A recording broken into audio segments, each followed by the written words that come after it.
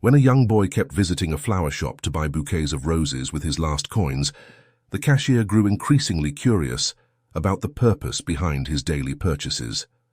When she finally decided to follow the boy, what she uncovered would shatter her heart and reveal a truth more devastating than she could have ever imagined.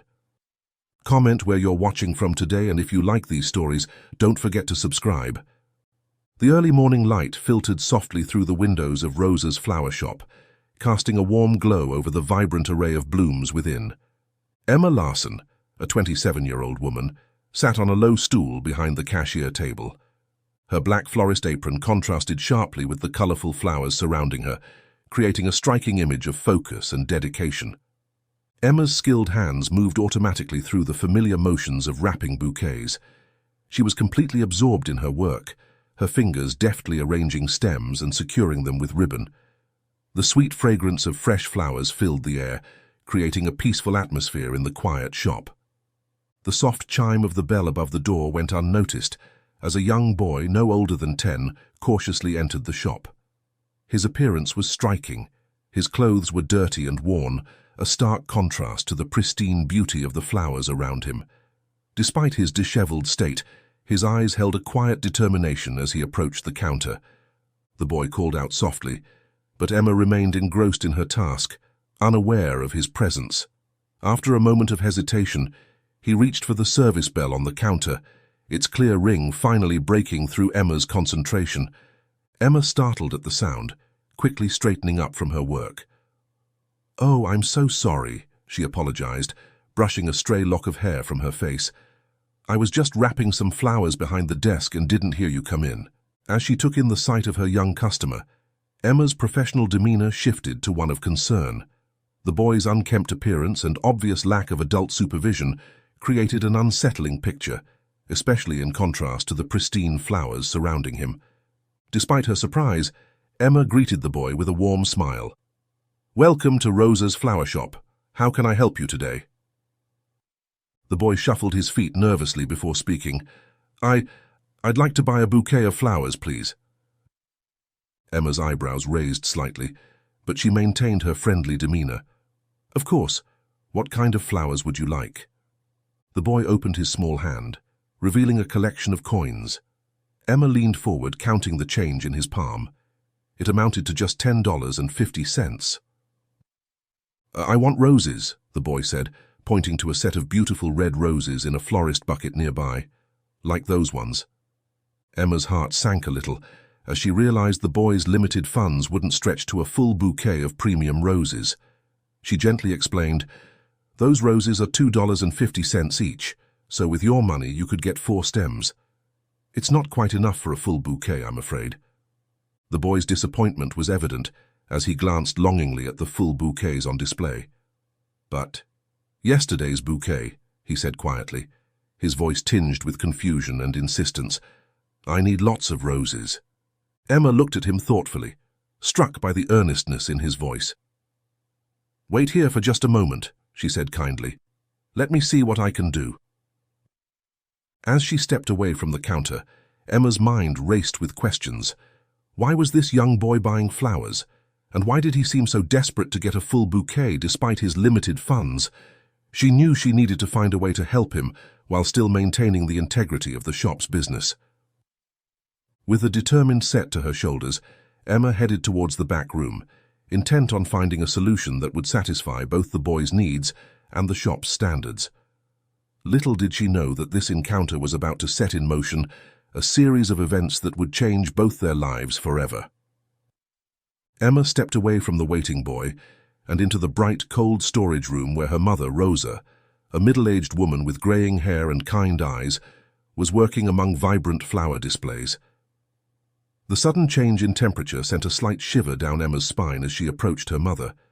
"Mom," Emma began, her voice tinged with concern, "there's a situation out front. There's a young boy, probably no more than 10 years old, wanting to buy a bouquet, but he's alone, dirty, and doesn't have enough money for a full arrangement." Rosa looked up immediately from her flower grouping task, her experienced eyes showing a flicker of recognition. "Oh, is he still outside? I didn't expect him to come back today," she asked, her voice calm but curious. Emma nodded, I asked him to wait, but I hope he didn't run away. What should we do?" Without hesitation, Rosa wiped her hands on her apron and made her way towards the storage room door. Emma followed close behind, watching as her mother's demeanor softened upon seeing the boy again through the doorway. As they stepped into the main shop area, Rosa's eyes met the boy's and a look of understanding passed between them. Emma watched, slightly confused, as her mother knelt down to the boy's eye level. "Hello there," Rosa said gently. "You've been coming here for 3 days now, haven't you?" The boy nodded silently, his eyes wide. Rosa turned to Emma, explaining, "Emma, I forgot to tell you about him this morning. He's been coming in for the past few days." She looked back at the boy, her voice warm and kind. "Do you want the same bouquet as yesterday?" The boy nodded again, a flicker of hope crossing his face. Rosa stood up and addressed Emma. "I've been selling him the older bouquets of roses at reduced prices. Emma, could you get it for him from the cool room? 10 stalks, and make sure you don't serve any wilted ones." Emma nodded, grateful for her mother's solution, but also feeling a twinge of guilt for not noticing the boy's repeated visits. "Of course, Mum. I know exactly where they are." As Emma turned to head back to the cool room, Rosa called out, "And Emma, choose only the best specimens. Even if they're older, we still maintain our standards." Emma smiled, touched by her mother's commitment to quality, even in acts of kindness. "Don't worry, Mum. I may not work here every day, but I still pay attention to our catalogue. I know which roses you mean." As Emma disappeared into the back, Rosa engaged the boy in gentle conversation. "You know," she said softly, "Emma is my daughter. She doesn't work here often because she has her own job, but today she's helping me out." The boy listened intently, his eyes darting between Rosa and the direction Emma had gone. Rosa continued, "I'm sorry I forgot to tell her about you this morning, but don't worry, we'll take care of you." This moment revealed the family dynamics at play: Emma's separate career, her part-time assistance, and Rosa's primary ownership of the business. It also showcased Rosa's natural ability to put customers at ease, even in unusual circumstances. As Emma returned with the roses, she couldn't help but feel a mix of emotions. She was proud of her mother's compassion and business acumen, grateful for the opportunity to help, and increasingly curious about the young boy's situation. Emma returned from the cool room, carefully cradling 10 red roses in her arms. While not premium grade, they still maintained their beauty and freshness, a testament to the shop's high standards, even for older stock. Rosa excused herself from the boy, explaining in simple terms, "I need to go back to work now because I'm very busy today. There's a big order for a wedding and they need lots of flowers, but you can stay here and my daughter Emma will help you, okay?" The boy nodded understandingly, his eyes following Rosa as she returned to the back room. Emma gently guided the boy to the cashier table. "Let's get these wrapped up for you," she said with a warm smile. At the table, she carefully arranged the roses into a simple but elegant bouquet, her skilled hands making quick work of the task. As she worked, Emma couldn't help but study the boy more closely. His clothes were worn and dirty, but there was a quiet dignity in the way he carried himself. She wondered about his story, about why a child his age was buying flowers alone, and where his parents might be. "There we go," Emma said, presenting the finished bouquet. "That'll be $10, please." The boy carefully counted out his coins, handing them over with a look of concentration. Emma rang up the sale, making sure to give him his 50 cents change. As she handed him the bouquet and the coins, she noticed a flicker of relief pass over his face. "Thank you," the boy said softly, clutching the bouquet to his chest as if it were a precious treasure. Emma watched as he made his way to the door, her professional mask slipping to reveal genuine curiosity and concern. The sight of such a young child handling money and making purchases alone nagged at her conscience. She found herself wondering where he was going and what he planned to do with the flowers. As the bell chimed, signaling the boy's departure, Rosa reappeared from the back room. She was carrying a crate of flowers which she set down behind the cashier table. "Emma, could you help me arrange these?" Rosa asked. "They're for my friend's wedding decoration tomorrow. We need to get everything ready by tonight and deliver it to the venue early tomorrow morning." Emma nodded, moving to help her mother. They both sat on the low stools behind the cashier desk, working on the flower arrangement. As they worked, Emma's curiosity got the better of her. "Mom, what do you know about that boy?" she asked, her hands busy with a cluster of lilies. Rosa sighed softly. "I don't know his name, but he's a homeless child. He's been coming to the store for 3 days now to buy roses. It makes me sad to see him using what little money he has for flowers when he should be using it for food or other necessities." Emma frowned, her brow furrowing in thought. Maybe he's buying them to sell on the street, to make more money. Rosa shook her head. "I thought that too at first, but I've never seen him selling any around the market area. I'm not sure what he's doing with them." Their conversation was interrupted by the chime of the door. An adult male customer walked in, and Emma rose to assist him. As she helped the man choose flowers, her eyes were drawn to the window. Outside, she spotted the boy again, this time begging in the market area. Curiously, he made no attempt to sell his flowers, an observation that contradicted her earlier theory about his intentions. The customer's voice broke through her reverie, and Emma apologized for her momentary distraction. She carried his chosen flowers to the cashier, arranging them into an intricate bouquet based on his specifications. When everything was to the customer's satisfaction, Emma wrapped the flowers, quoting a price of $35, a stark contrast to the discounted price the boy had paid earlier. As the customer paid and left, Emma's eyes were once again drawn to the window. She watched as an elderly woman approached the boy, speaking to him briefly before handing him a piece of bread, a small bottled water, and what appeared to be some money. The woman then walked away, leaving the boy alone once more. Emma felt a mixture of relief that someone had shown the boy kindness and growing concern about his overall situation. As she turned back to the wedding preparations, her mind was filled with questions about the mysterious young customer and what circumstances had led him to their shop. Emma watched from the window as the boy finished the bottled water in one long chug, tossing the empty plastic bottle into a nearby bin. He took a big bite of the bread before shoving the rest into his pants pocket. What surprised Emma more was that the boy then turned and headed straight back to their flower store. The bell chimed as the door opened, and Emma greeted him again, trying to mask her surprise. "Hello again. Can I help you with something else?" The boy wiped his mouth with the back of his hand and swallowed his food before speaking. In his small hand, he clutched a $20 bill, clearly the gift from the elderly woman. "I want another bouquet," he said, his voice a mix of determination and hesitation, "with some premium roses mixed in." Emma's heart sank a little at his request. While his increased budget would allow for a nicer arrangement, she couldn't help but feel concerned about his priorities. Shouldn't he be using this money for food or other necessities? "Of course," Emma replied, her voice gentle. "I'll put together a nice mix for you. Just give me a moment." She stepped into the cool room to fetch some of the cheaper roses, her mind racing with questions and concerns. When she returned to the front of the shop, she carefully selected 3 premium roses to add to the bouquet. As she began to wrap the flowers, she felt compelled to address her concerns. "You know," Emma began cautiously, kneeling to meet the boy's eye level, "flowers are beautiful, but they don't last forever. Have you thought about saving some of this money, maybe for food or for your family?" The boy's reaction was unexpected.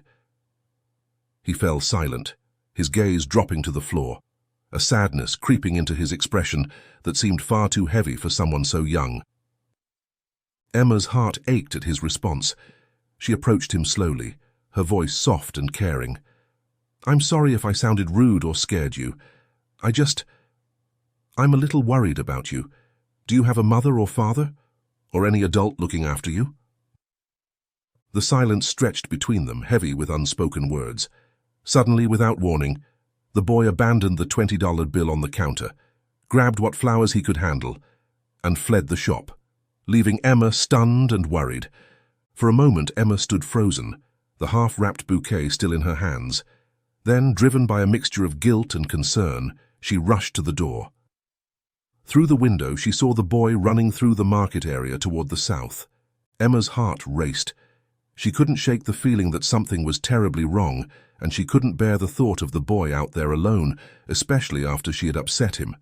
She gathered the abandoned money and remaining flowers, her conscience warring with practicality.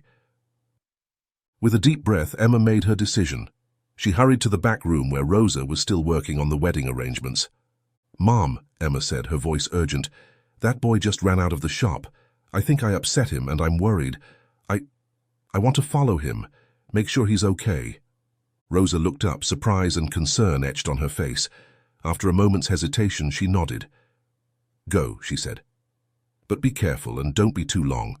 We still have work to do here." Emma nodded gratefully. As she turned to leave, Rosa called out, "And Emma, if you're out there anyway, could you pick up some lunch for us? We shouldn't waste more time than necessary." With a quick nod of agreement, Emma rushed out of the shop, her eyes scanning the busy market for any sign of the boy. She had lost sight of him, but she remembered which way he had gone. As she made her way out of the market area, she became more confused about which direction to take. People bustled around her, going about their daily business, oblivious to her growing anxiety. Emma crossed the road from the market square and walked down toward the downtown area. Her heart leapt when she spotted rose petals on the walkway. Encouraged by this sign, she quickened her pace, following the occasional rose petal like breadcrumbs leading her way. The trail led her to a homeless encampment, where she saw a sleeping old man sitting in a foldable chair. Hesitantly, she approached him and gently woke him up. "Excuse me, sir," Emma said apologetically, as the man looked at her with annoyance at having his nap disturbed. "I'm sorry to bother you, but I'm looking for a boy. He's about 10 years old, wearing blue clothes and long pants, carrying a bouquet of flowers. Have you seen him?" The man's irritation seemed to fade slightly at Emma's earnest request. He pointed his finger towards a highway bridge in the distance. "Follow the river," he said gruffly. "You won't miss him." Grateful for the information, Emma thanked the man and pressed a bill into his hand before hurrying off in the direction he had indicated. As she made her way towards the bridge, Emma couldn't shake the feeling that she was about to uncover something far more complex than she had initially imagined. The mystery of the flower boy was deepening, and Emma found herself both anxious and determined to unravel it. Emma continued toward the bridge, following the river just as the old man had instructed. The highway bridge loomed ahead as she crossed the wide intersection near the outskirts of downtown. Her eyes scanned the area, searching for any sign of the boy. As she drew closer to the underside of the bridge, Emma noticed a single tent nestled in the shadows. Unlike the homeless encampment she had passed earlier, this area seemed deserted save for this lone shelter. Her heart began to race as she approached, a mix of anticipation and apprehension filling her. Suddenly, she spotted movement near the tent. It was the boy, carefully arranging his newly acquired bouquets alongside wilted ones from previous days. The scene created a poignant picture of dedication to an unknown purpose. Emma's curiosity and concern deepened as she watched him work with such care. Taking a deep breath to steady herself, Emma decided to approach. "Hello," she called out softly, not wanting to startle the boy. The boy's head snapped up at the sound of her voice, fear flashing across his face. Before Emma could say another word, he darted into the tent, zipping it closed behind him as if to protect some precious secret. As Emma drew closer to the tent, she noticed an emanating foul smell in the area. At first, she thought it was coming from the river near the bridge. The water had a dark color, likely from an industrial pipe nearby. But as she got closer to the tent, she realized the odor seemed to be coming from inside. "Hey," Emma said gently, her voice filled with concern. "It's okay. I'm not here to hurt you or get you in trouble. I just want to make sure you're all right. Do you live here? Is there someone I can call to help you?" The boy remained silent inside the tent, which only added to Emma's growing sense of unease. She was about to speak again when a man's gruff voice suddenly cut through the air. "What the hell do you think you're doing here with my son?" Emma whirled around to see a tall, unkempt man approaching. His eyes were hard, and there was an aggressive set to his shoulders that made Emma instinctively take a step back. I'm sorry," Emma stammered, trying to keep her voice steady. "I'm from the flower shop, your son. He left some flowers behind and I wanted to make sure he got it." The man laughed, a harsh sound that sent a chill down Emma's spine. "Do you think I'm stupid? Who comes all the way out here just to deliver some flower and change? This ain't Beverly Hills, sweetheart." He took a step closer, his voice lowering to a threatening growl. "A pretty woman like you shouldn't be in a place like this. You never know what kind of buddies might be around." Emma's heart raced as she realized the danger of her situation. The man's thinly veiled threats carried sexual undertones that made her skin crawl. She took another step back, putting more distance between herself and the tent's door. Despite her fear, Emma couldn't shake her concern for the boy. "Look," she said, trying to keep her voice calm. "I saw him at the market area. He's been coming to my flower shop for days. I was just worried he might not have any guardians. I only wanted to help." The man's face contorted with anger. "This is none of your business," he spat. "And now that I know you run a flower shop at the market, I might just pay you a visit. You wouldn't like that, would you? Now you've got 1 minute to get out of here before things get ugly." Emma's thoughts raced to her mother, to the safety of their shop. She realized that her prolonged stay here was not only dangerous for her, but could potentially put her family at risk as well. With a heavy heart, she decided it was time to leave. "Okay, I'm going," she said, her voice trembling slightly. She placed the flowers she had brought on the side of the tent. "I'm leaving these here. I'm sorry for any trouble." As Emma turned to leave, she couldn't help but glance over her shoulder one last time. What she saw confirmed her worst fears about the boy's situation. The man was destroying the flowers around the tent, his voice raised in anger as he berated the boy for wasting money and time, calling him useless. The scene broke Emma's heart. She felt a deep regret for her earlier questions about the boy's family, realizing now how naive and potentially harmful they had been. The man's behavior made it painfully clear that the boy did not have an easy home life, if this could even be called a home. With each step away from the tent, Emma's mind raced with thoughts of how she could help the boy. She felt the weight of her inability pressing down on her. She wanted nothing more than to go back, to somehow rescue the boy from this situation. But she knew she was powerless in this moment, and that knowledge was almost unbearable. She knew she couldn't leave things as they were, but she also realized that any intervention would need to be carefully planned. Emma walked back through the market, her appetite completely gone after witnessing the violent scene at the bridge. She remembered the lunch errand she was supposed to run, but as she passed various food stalls, nothing seemed appetizing. In fact, the mere thought of food made her feel nauseous. The memory of the foul smell beneath the highway bridge, the stench of the polluted river, and the disturbing encounter with the man all combined to turn her stomach. She couldn't bring herself to pick any food from the market stalls. With a heavy heart and empty hands, Emma returned to the flower shop. As soon as she stepped inside, Rosa sensed her distress. "Emma, what happened?" Rosa asked, her voice filled with concern. "Where's the lunch?" Emma's shoulders slumped as she approached her mother. "I'm sorry, Mum.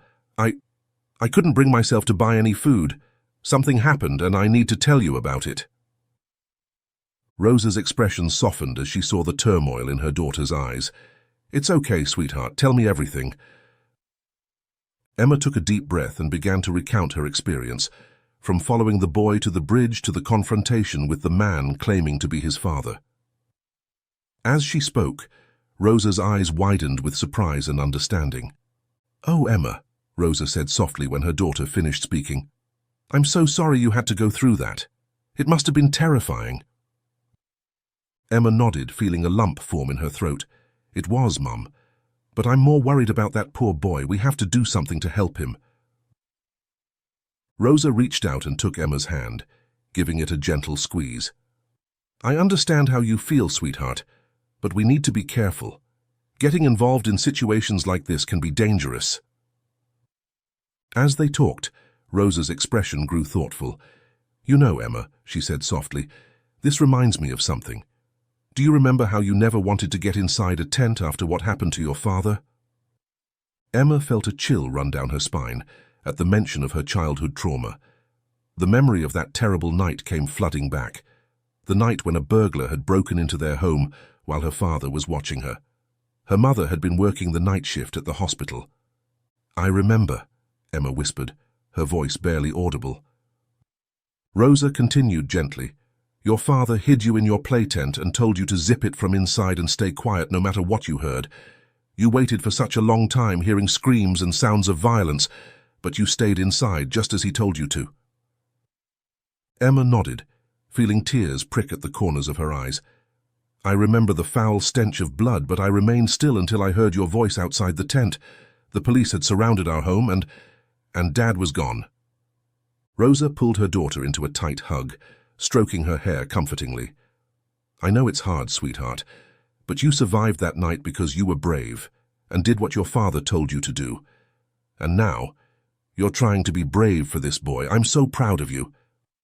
After a moment, Emma pulled back, wiping her eyes. Mom, we have to help him. We can't just leave him there with that man. It's not safe.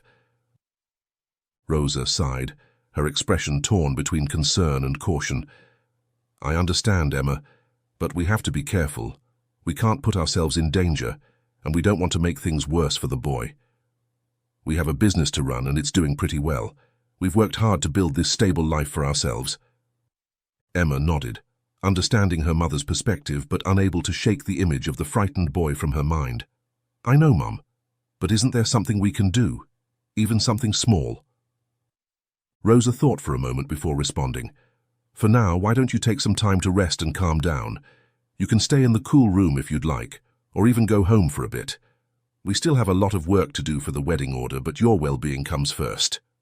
Emma shook her head. No, it's okay. I think working on the flowers might help keep my mind occupied. There's still so much to do for the wedding order, right? Rosa nodded, a small smile of pride crossing her face at her daughter's resilience. Yes, there is. Your help would be greatly appreciated, but only if you're sure you're up for it. I am, Emma assured her. Let's get back to work. They both settled on the stools behind the counter and resumed arranging flowers for the wedding decoration order. As they worked, the familiar motions and the sweet scent of the flowers helped to soothe Emma's frayed nerves, though her mind continued to churn with thoughts of the boy and how they might be able to help him. After a while, Rosa set down the bouquet she was working on and turned to Emma. I'm getting hungry. I think I'll go out and find us some food. Are you feeling up to eating now? Emma nodded, realizing that her appetite had somewhat returned. Yeah, I think I could eat something. Why don't I go get us food? I was supposed to do it earlier, after all. Rosa hesitated for a moment, then agreed. All right, if you're sure. Be careful out there, okay?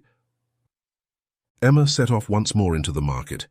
This time she was determined to complete her errand, pushing aside her earlier distress to focus on the task at hand.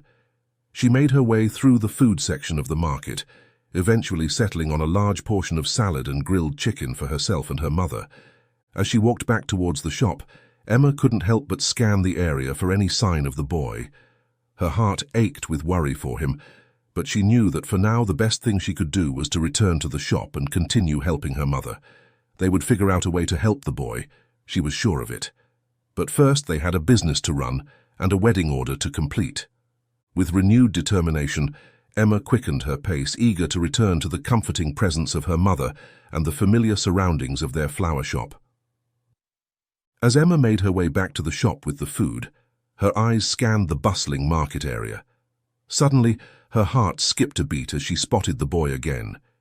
He was begging near one of the busy intersections, his small frame almost lost in the crowd of shoppers and vendors. Emma's first instinct was to approach him, to make sure he was okay after the frightening encounter at the bridge. But as she took a step in his direction, something made her pause. Out of the corner of her eye, she noticed two men leaning against a pillar, their gazes fixed on both her and the boy. A chill ran down Emma's spine as she recognized the men's appearances. They matched the description of the buddies the man at the bridge had mentioned. The threat he had made echoed in her mind.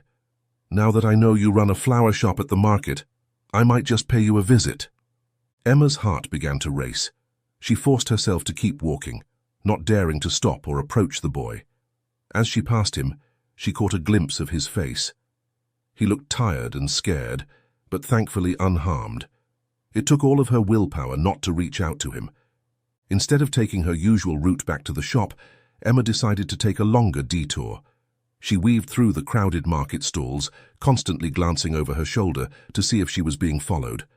The weight of the food in her hands seemed to grow heavier with each step, matching the growing weight of fear in her chest. When she was sure she had lost any potential tail, Emma finally made her way back to the flower shop. As she pushed open the door, the familiar chime of the bell sounded almost too loud in her ears. Rosa looked up from her work, her brow furrowing with concern, as she took in Emma's pale face and slightly shaking hands.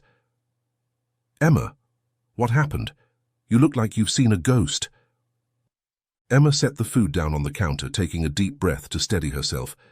"Mom, I saw the boy again in the market, but that's not all.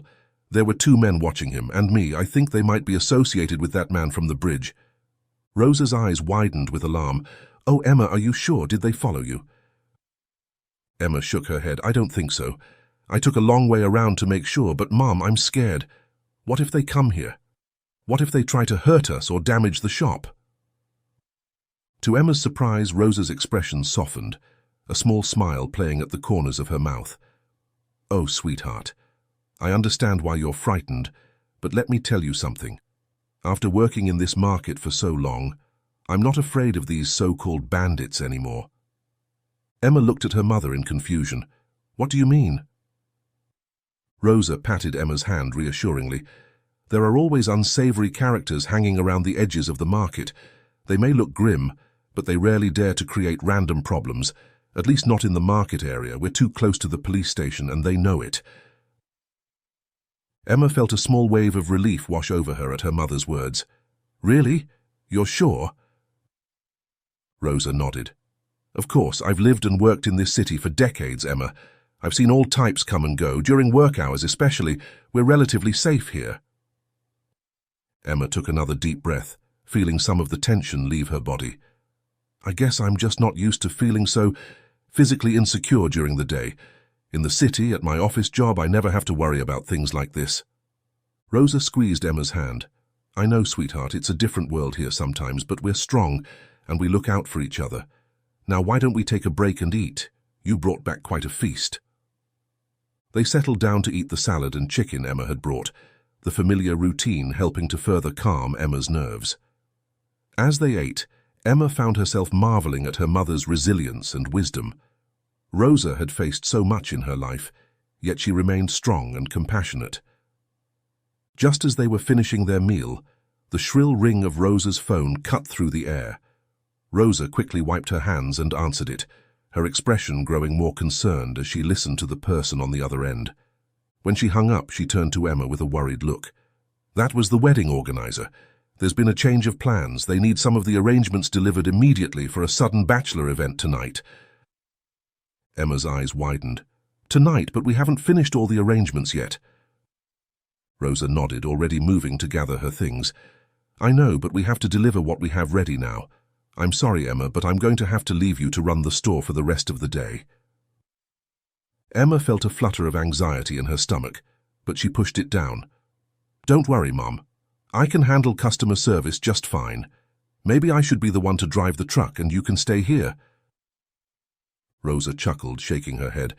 "Oh, Emma, I may be getting older, but I'm not that old yet. My driving license is still valid, and I've been driving that van for 30 years. I can manage just fine."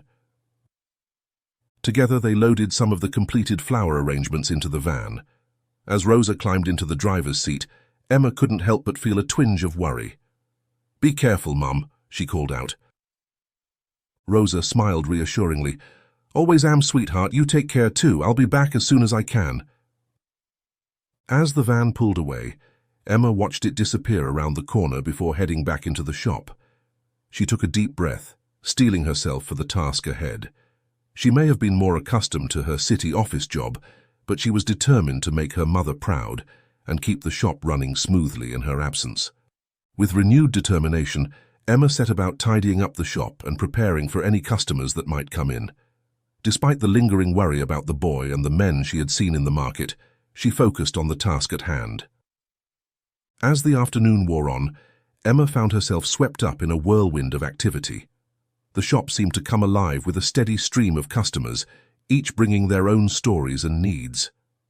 Despite her initial nervousness, Emma found an unexpected satisfaction in the work, her natural warmth and attention to detail serving her well in each interaction. A young man came in looking for the perfect bouquet to accompany his marriage proposal.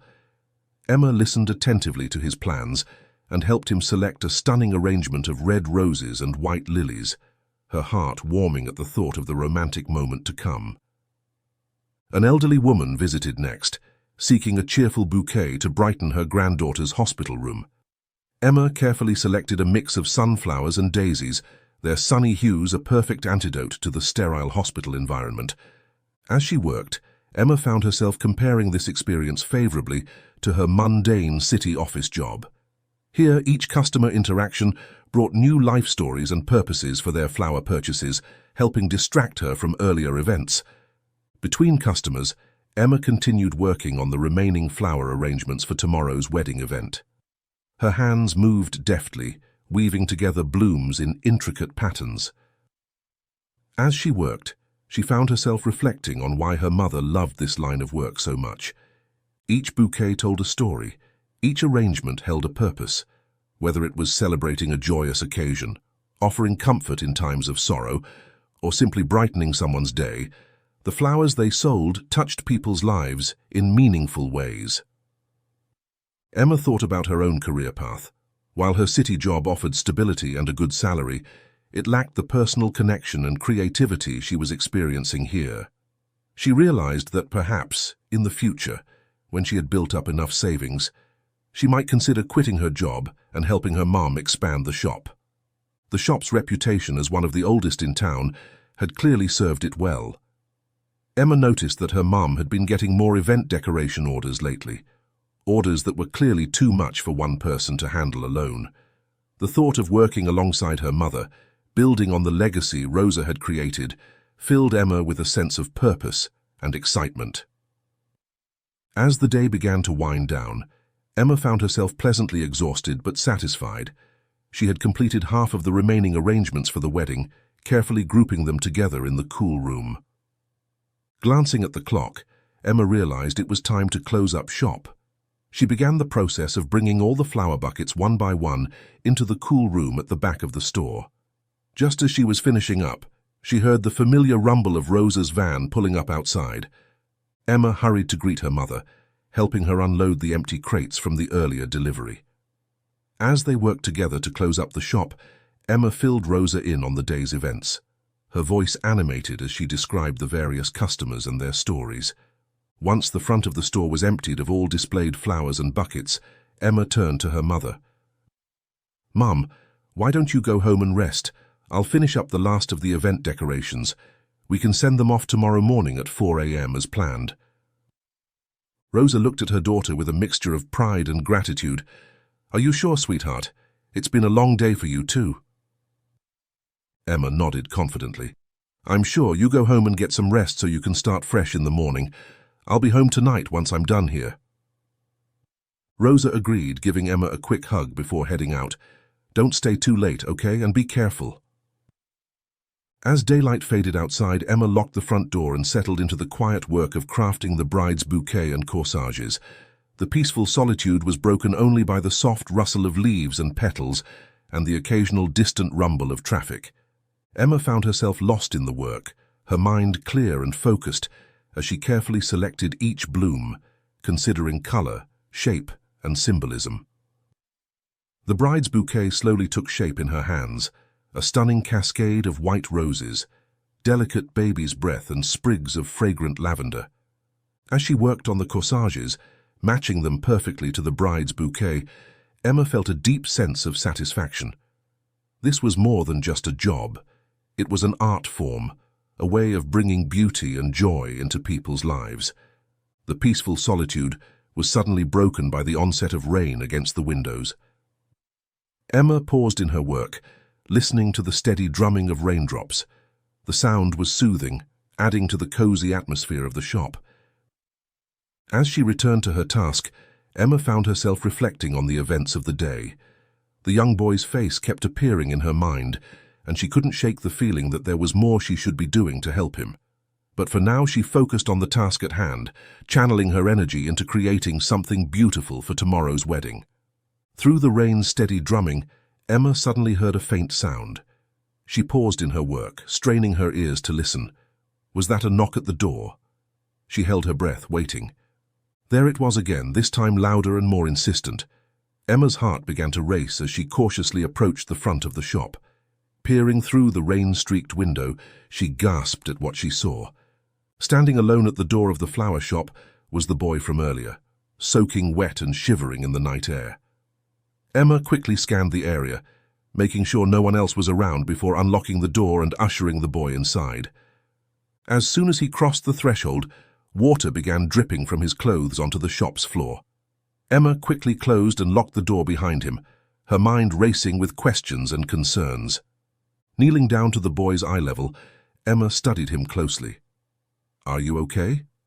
Were you followed?" she asked gently. The boy shook his head, his teeth chattering slightly from the cold. No, he managed to stammer out. Can I stay here tonight? I couldn't go back to the tent." Emma's heart clenched at the fear and exhaustion in the boy's voice. "What happened?" she asked softly. The boy's eyes welled up with tears. "I didn't collect enough money today. The man, he told me to find somewhere else to sleep tonight as punishment." He pulled out a few coins from his pocket, holding them out to Emma. "Is this enough?" he asked innocently. Emma noticed that the boy's clothes were even more torn and dirty than before, and his hair was disheveled. There were signs of rough handling that hadn't been there earlier in the day. Taking a deep breath to steady herself, Emma made a decision. "Of course you can stay here tonight," she said firmly.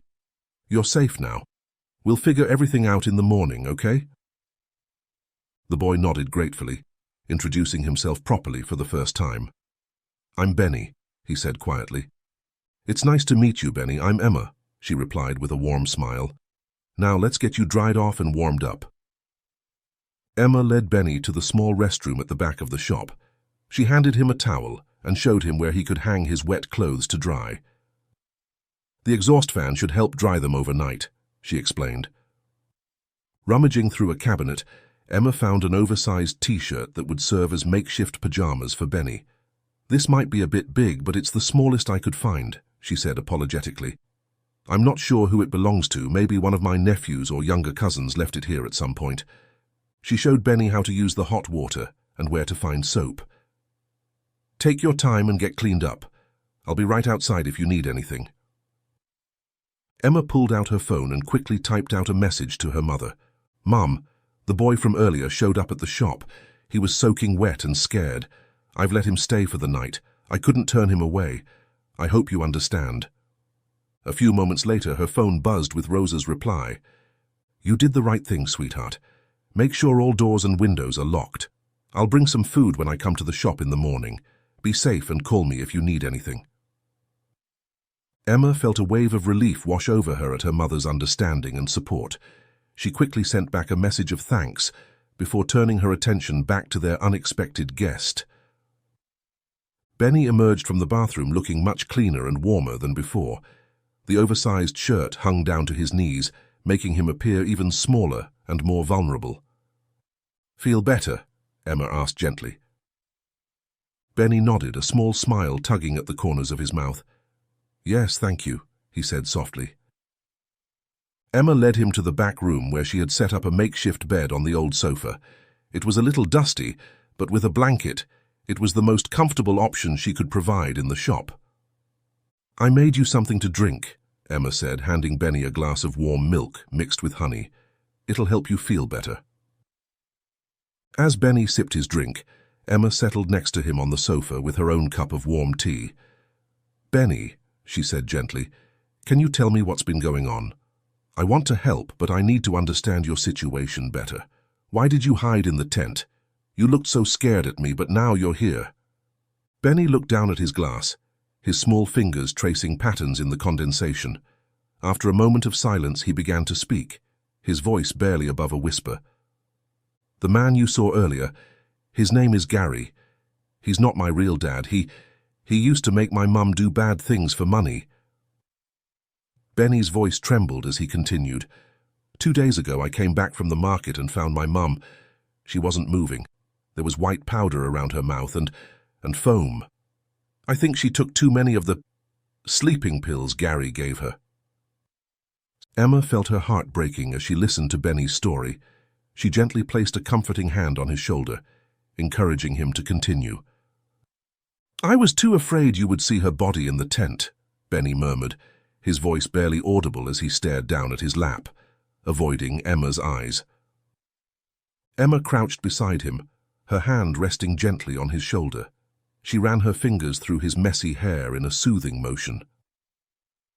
Benny, she said softly, her voice filled with understanding.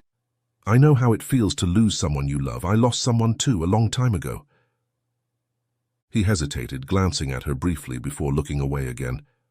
My dad, Emma continued, her tone steady but tinged with sadness. He died while I was hiding in a tent, just like this. Benny's head snapped up, his wide eyes meeting hers. The raw honesty in her words chipped away at the fear that had gripped him. He swallowed hard, then spoke, his voice trembling but determined. After that, after my mum was gone, Gary said I had to start bringing in money. He made me beg all day, and if I didn't bring back enough... Benny's voice broke and he trailed off, tears pooling in his eyes. Emma squeezed his shoulder gently, grounding him in the moment. It's okay. She took a deep breath, her chest heavy as she tried to process everything Benny had shared. After a moment, she looked at him with soft, unwavering eyes. I'm so sorry about your mum. What you've been through, no one should ever have to endure that, and certainly not someone as young as you. Thank you for letting me here, Benny said, leaning against Emma's arms. She paused for a moment, gathering her thoughts. The flowers you've been buying, were they for your mum? Benny nodded, a single tear rolling down his cheek.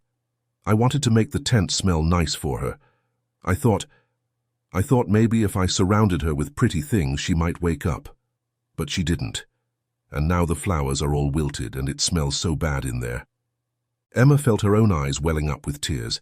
The image of this young boy trying to honor his mother in the only way he knew how was heartbreaking. Benny, Emma said, her voice filled with determination, I promise you we're going to help you. Tomorrow morning I'll go with you back to the tent. We'll make sure your mum gets a proper burial, okay? She deserves that, and so do you. Benny looked up at Emma, hope shining in his eyes for the first time. Really? You'd do that for us? Emma nodded firmly. Absolutely, and we'll figure out what to do about Gary too. You don't have to go back to him. We'll find a way to keep you safe. As she spoke, Emma's mind was already racing with plans. She knew they might need to involve the police, but for tonight, the most important thing was that Benny felt safe and cared for. Now, Emma said, noticing Benny's eyelids starting to droop, why don't you try to get some sleep? You're safe here, and we'll figure everything out in the morning. Benny nodded sleepily, settling down on the sofa. Within minutes, he was fast asleep, the exhaustion of the past few days finally catching up with him. Emma watched him for a moment, her heart heavy with the weight of his story, but also filled with a fierce determination to help. She knew the road ahead wouldn't be easy, but she was committed to doing whatever it took to give this brave young boy a chance at a better life. Quietly, she returned to the front of the shop to finish the remaining wedding preparations. As she worked, her mind was filled with thoughts of Benny and plans for how to help him. The peaceful solitude of the night was now charged with purpose, and Emma found herself eagerly anticipating the morning and the chance to start making things right for Benny. As Emma finished up the last of the wedding preparations, she couldn't help but glance frequently towards the back room where Benny slept. The events of the day swirled in her mind, and she found herself filled with a mix of emotions: sadness for what Benny had endured, anger at those who had hurt him, and a fierce determination to help. Deciding that she had done all she could for the wedding order, Emma quietly made her way back to the storage room. She settled herself on the edge of the sofa, where Benny lay sleeping, watching the gentle rise and fall of his chest. In sleep, the worry lines that had creased his young face seemed to smooth out, making him look even younger and more vulnerable. Emma's heart ached as she thought about everything Benny had shared. The loss of his mother, the abuse at the hands of Gary, the desperate attempts to honor his mother's memory with flowers. It was all too much for anyone to bear, let alone a child. As if sensing her presence, Benny stirred in his sleep, his face scrunching up as if in the throes of a nightmare. Without thinking, Emma reached out and gently stroked his hair, murmuring soft words of comfort. Gradually, Benny's features relaxed, and he settled back into a peaceful sleep. As the night wore on, Emma found herself dozing off, lulled by the steady sound of Benny's breathing and the distant patter of rain against the shop windows. Her last conscious thought before sleep claimed her was a silent promise to Benny and his mother, a promise to do everything in her power to make things right. The next thing Emma knew, she was being awakened by the sound at the door. She blinked groggily, momentarily disoriented by her surroundings. As her vision cleared, Emma glanced at the clock on the wall. It was just past 4 a.m., the time her mother was supposed to arrive to help with the wedding delivery. She breathed a sigh of relief. She made her way to the front of the shop. Through the glass door, Emma could see her mother's familiar silhouette, arms laden with what looked like bags of food. She unlocked the door, ushering Rosa inside quickly before relocking it behind her. "Good morning, sweetheart," Rosa said in quiet whispers, and set down the bags she was carrying. "I brought some breakfast for you and Benny. It looks like the boy's having a good sleep." Emma nodded, glancing over her shoulder toward the back room. A hint of satisfaction curved her lips. Her eyes flicked to the clock on the wall, and a wave of urgency washed over her. They had less than an hour to get the wedding delivery out the door. Without missing a beat, Emma and Rosa moved swiftly around the shop, gathering the meticulously prepared bouquets and floral arrangements. Their practiced rhythm was a testament to how often they worked under pressure. As Rosa loaded the last of the flowers into the van, she turned back to Emma, her expression shadowed with concern. "Are you sure you'll be okay here with Benny? If you need me to stay, I can call in a favor and have someone else handle the delivery." Emma shook her head, touched by her mother's offer but determined to handle things herself. "We'll be fine, Mom. You go ahead with the delivery. I'll open the shop this morning." Rosa nodded, understanding the unspoken reference to the grim task that lay ahead of them. She pulled Emma into a tight hug before climbing into the driver's seat of the van. "Take care. Don't forget to eat the breakfast. I'll be back as soon as I can." Emma stood in the doorway of the shop, waving as Rosa drove away. The streets were still slick with the previous night's rain, reflecting the early morning light in shimmering puddles. As the van disappeared around a corner, Emma turned to back inside. But before she could close the door, a rough voice cut through the quiet morning air. "Well, well, what do we have here?" Emma's blood ran cold as she recognized the two men approaching the shop, the same ones she had seen watching Benny in the market the day before. Their eyes were hard, their postures threatening as they advanced towards the door. "Give us the boy," one of them growled. "His father's looking for him." Emma's heart raced, but she tried to keep her voice steady as she responded, "I don't know what you're talking about. There's no boy here." The second man sneered, taking another step closer. "Don't play dumb with us, lady. We know he's here, and Gary ain't happy about it." Emma's heart pounded in her chest, but she stood her ground. The nearby police station that Rosa had mentioned gave her a small boost of courage. "Listen," she said, her voice firmer now. "I don't know who you think you are, but Gary is not Benny's father, and if you don't leave right now, I'm calling the police." The men exchanged a glance, clearly not expecting this level of resistance. Emma pressed her advantage. "I've known the officers at the local station for years. This shop's been here longer than you've probably been alive. So unless you want to explain to them why you're harassing a local business owner, I suggest you leave. Now."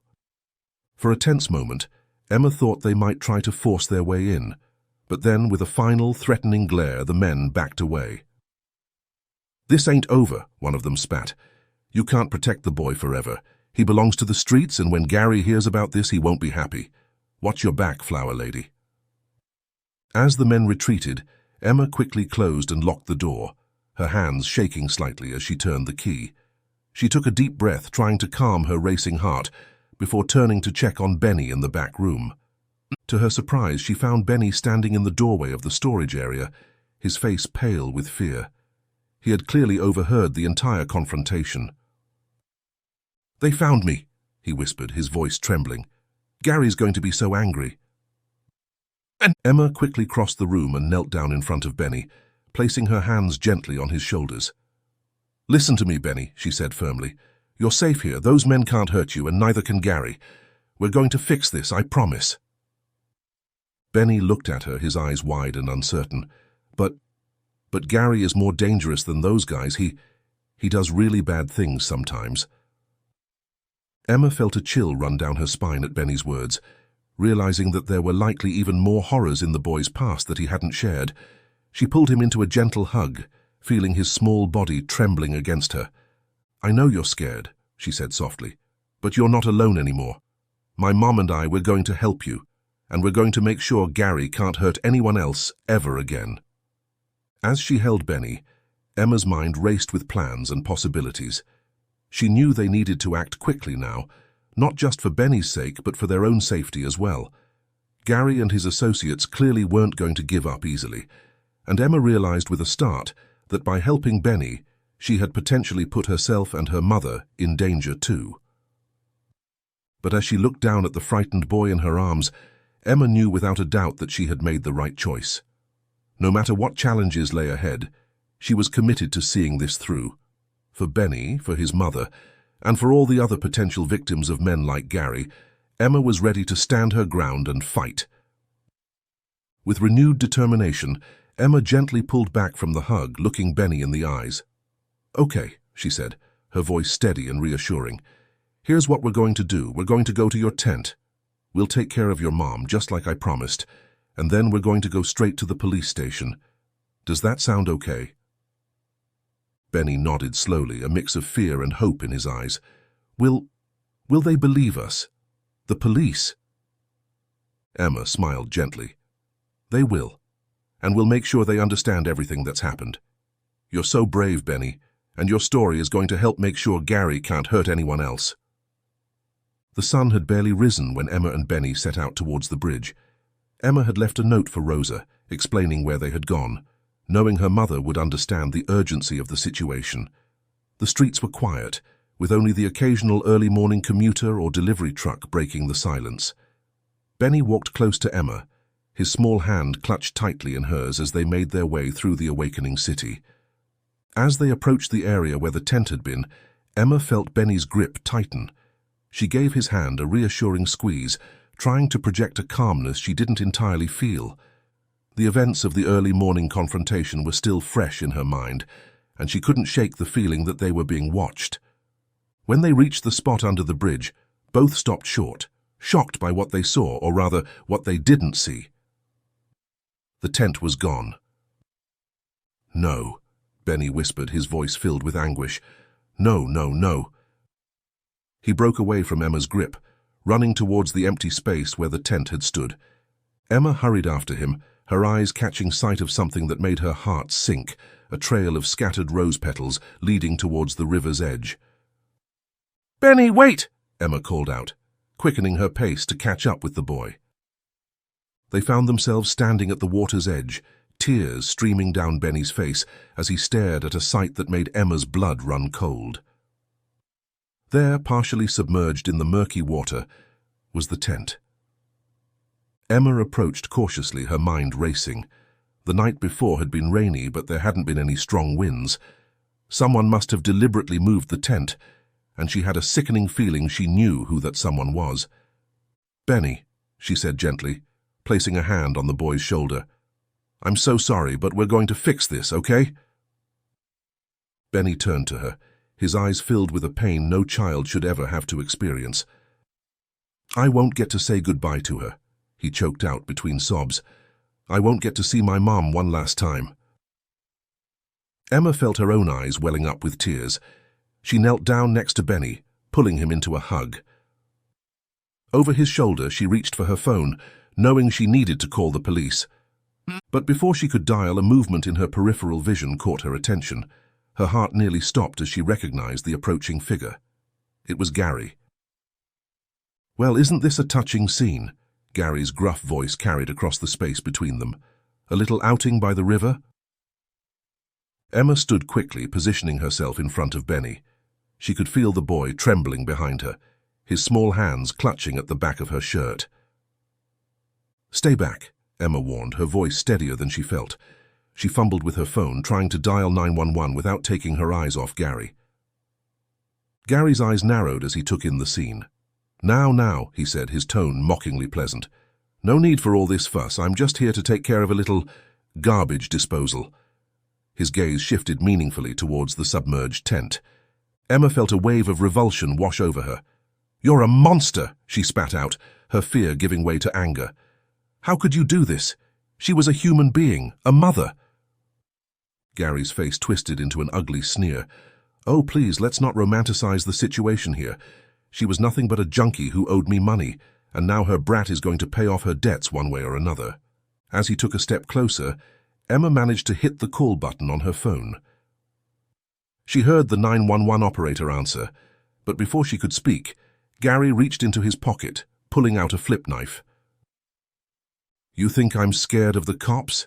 he growled, advancing slowly. "I've dealt with them before, but you're just a nosy bitch who should have minded your own business." Emma's mind raced, looking for a way out of this dangerous situation. She could hear the operator's voice faintly from her phone, asking if anyone was there. Her eyes darted around, looking for anything she could use to defend herself and Benny. That's when she spotted it. A broken tent pole, partially hidden in the mud near the water's edge. Without taking her eyes off Gary, Emma slowly inched towards it. "Last chance," Gary snarled, now only a few feet away. "Give me the boy and tell the cops this was all a misunderstanding. I promise I won't bother your little flower shop in the future." Emma's hand closed around the tent pole, just as Gary lunged forward. In a move born of pure adrenaline and desperation, she swung the pole with all her might, connecting solidly with Gary's arm. The knife clattered to the ground as Gary howled in pain and surprise. Emma didn't hesitate. She grabbed Benny's hand and shouted into her phone, "Help! We're under the bridge by the river. He's got a knife!" Then, still clutching the phone in one hand and Benny's in the other, Emma ran as hard as she could toward the homeless encampment, where she hoped there would be more people around. The sound of sirens grew louder, cutting through the chaos, and she caught sight of police vehicles approaching from the direction of the market. Gary's angry shouts faded behind them, drowned out by the pounding of her heart and the wail of the sirens. As they rounded a corner, Emma's breath hitched. 2 police cars sped toward them, lights flashing, their presence both a relief and a reminder of the danger still lingering in the air. Emma felt a wave of relief crash over her as the police cars screeched to a halt, their lights casting blue and red streaks across the scene. Officers poured out, moving with swift precision as they assessed the situation. Before she knew it, they were pulled aside, surrounded by a shield of officers offering protection. Benny clung to her, his small hand trembling in hers as he regained his breaths. In the chaos, Emma caught sight of Gary being forced to the ground, his furious shouts echoing through the air. Within moments, his wrists were secured in handcuffs, and he was hauled to his feet, his face contorted with rage. As he was led toward one of the patrol cars, his glare swept over them, but Emma stood firm, holding Benny close. "You're safe now," one of the officers assured her, his voice steady. Emma nodded, her grip tightening on Benny's hand as she fought to steady her own breathing. As the adrenaline began to fade, Emma felt her legs go weak. She sank to the ground, pulling Benny close to her. She held him tightly, both of them shaking from the ordeal they had just endured. "It's over," Emma whispered, more to herself than to Benny. "You're safe now, it's all over." As the morning sun climbed higher in the sky, casting a golden light over the river, Emma knew that this was just the beginning. There would be statements to give, arrangements to make, and a long road ahead for Benny. But for now, in this moment, they were safe. And for now, that was enough. The next few hours passed in a blur of activity. Emma and Benny found themselves at the center of a whirlwind of police officers, social workers, and crime scene investigators. The area around the bridge had been cordoned off, and a team was carefully approaching the partially submerged tent in the river. Emma sat on the back of an ambulance, a shock blanket draped over her shoulders. Benny was beside her, his small frame dwarfed by his own blanket. Emma held him close, shielding him from the grim scene unfolding before them. As the officers worked to retrieve the tent and its contents, Emma's heart raced. After several tense minutes, she heard one of the officers call out, "We've found her." Emma's heart sank as she watched them gently extract the body of Benny's mother from the waterlogged tent. The boy trembled in her arms, and she instinctively tightened her embrace, whispering words of comfort, even as her own eyes filled with tears.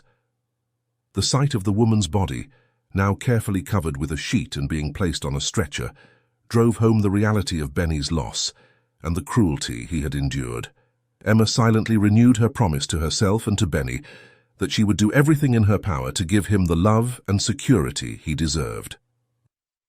A kind-faced female officer approached them, notepad in hand. "Ms. Larson," she said gently, "I know this has been a difficult morning, but we need to get your statement about what happened." Emma nodded, taking a deep breath to steady herself. She recounted everything from her first encounter with Benny at the flower shop to the confrontation with Gary by the river. As she spoke, she felt Benny's hand slip into hers, squeezing tightly when she mentioned Gary's threats. "And there were 2 other men," Emma added, remembering the early morning visitors to the shop. "They came looking for Benny this morning. I didn't get their names, but I could describe them." The officer nodded, jotting down notes. "That's very helpful, Ms. Larson. We'll need detailed descriptions of these men. It sounds like they're part of Gary's operation." Benny spoke up then, his voice small but steady. "Their names are Robert and Victor," he said. They work for Gary. They're the ones who watch us kids when we're out begging." The officer's expression softened as she turned to Benny. "Thank you for telling us that, Benny. You're being very brave. Can you tell me anything else about these men or what Gary made you do?" As Benny began to speak, detailing the cruel world he had been forced to inhabit, Emma felt a mix of horror and pride. Horror at what this young boy had endured, and pride at his courage in facing it now. When Benny finished speaking, the officer thanked him and assured them both that the police would be on high alert for Robert and Victor. "We'll have increased patrols in the market area," she explained, "and we'd like you to call us immediately if you see them or anyone suspicious around your shop." Emma nodded, feeling a small measure of relief at the thought of increased police presence, but a nagging worry still gnawed at her. "What about Benny?" she asked. "What happens to him now?" The officer's face grew serious. A woman in a crisp suit walked up, introducing herself as Ms. Thompson from Child Protective Services. At these words, Benny's grip on Emma's hand tightened, fear flashing across his face. Emma felt her heart constrict. The thought of Benny being taken away, of being put into the system after everything he'd been through, was almost unbearable. Before she could think better of it, Emma heard herself saying, "Ms. Thompson, what if he stayed with us, just until a more permanent solution can be found?" Ms. Thompson looked thoughtful. "I understand you've expressed interest in providing temporary care for Benny," Ms. Thompson said, her tone professional but not unkind. Emma nodded, her arm still around Benny's shoulders. "Yes, that's right. We've grown close over the past few days, and after everything he's been through, my mother and I, we want to give him a stable environment." Ms. Thompson nodded understandingly. "It's not a simple process, Ms. Larson. There will need to be home evaluations, background checks, interviews." "We understand," Emma said firmly. "We're willing to do whatever it takes. Benny needs stability and care, not another upheaval." The social worker nodded, a small smile touching her lips. "Your dedication is commendable. We'll need to start the process immediately. For now, we'll need you both to come to the station to fill out some paperwork and discuss the next steps." The officer agreed. "So before we go, is there anything else you need?" Emma glanced at Benny, then back at the officer. "Yes, actually, Benny's mother. We'd like to make sure she gets a proper burial. She deserves that much after everything." The officer's expression softened. "Of course, I'll speak with the coroner's office and see what can be arranged. It might take a few days due to the circumstances, but we'll make sure she's treated with respect." Emma nodded gratefully.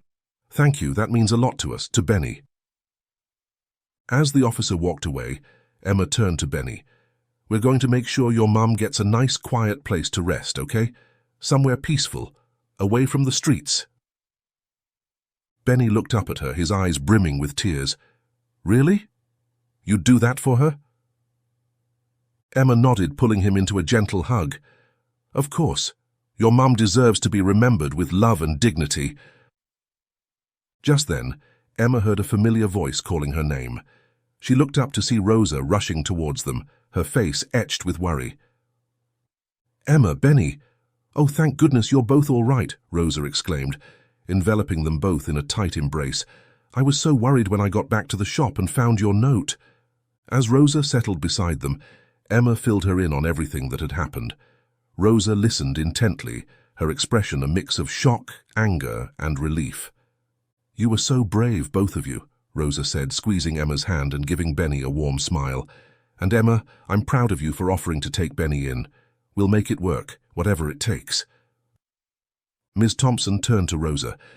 Mrs. Larson, as Benny would be staying in your home as well, we'll need you to be part of this process too.